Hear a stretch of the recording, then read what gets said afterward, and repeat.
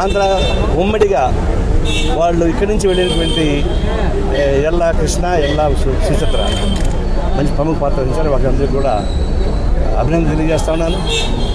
నాకు చాలా గర్వంగా ఉంది. మాకు దగ్గర వాళ్ళు, మా ఊరు పక్క ఊరు వాళ్ళకి అంత మంచి సంతోషంగా ఉంది.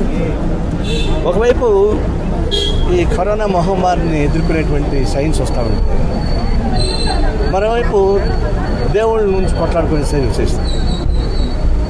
ఇది రామసేతు వివాదం వచ్చింది.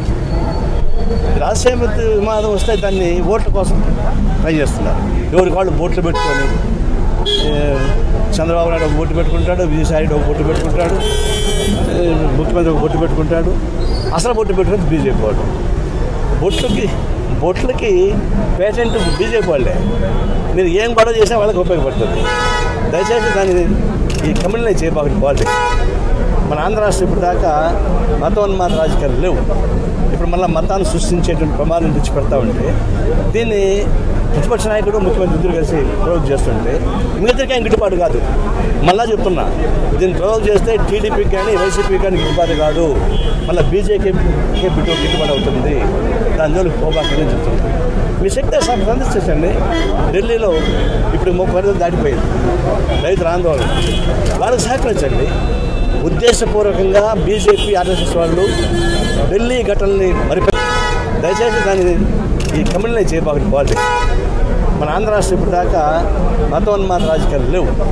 ఇప్పుడు మళ్ళీ మతాన్ని సృష్టించేటువంటి ప్రమాదం తెచ్చిపెడతా ఉంటే దీన్ని ప్రతిపక్ష నాయకుడు, ముఖ్యమంత్రి ఇద్దరు కలిసి ప్రయోగం చేస్తుంటే మిగతాకి గిట్టుబాటు కాదు. మళ్ళా చెప్తున్నా, దీన్ని ప్రయోగం చేస్తే టీడీపీకి కానీ వైసీపీకి కానీ గిట్టుబాటు కాదు, మళ్ళీ బీజేపీకే గిట్టుబాటు అవుతుంది. దాని జోలికి పోబాకని చెప్తున్నాను. మీ శక్తి సందర్శించండి. ఢిల్లీలో ఇప్పుడు 30 రోజులు దాటిపోయింది రైతుల ఆందోళన. వాళ్ళకి సహకరించండి. ఉద్దేశపూర్వకంగా బీజేపీ, ఆర్ఎస్ఎస్ వాళ్ళు ఢిల్లీ ఘటనల్ని మరిపించడానికి, పక్కదాన్ని పట్టించడానికి ఇట్లాంటి మత సమస్యలు సృష్టిస్తూ ఉన్నారు.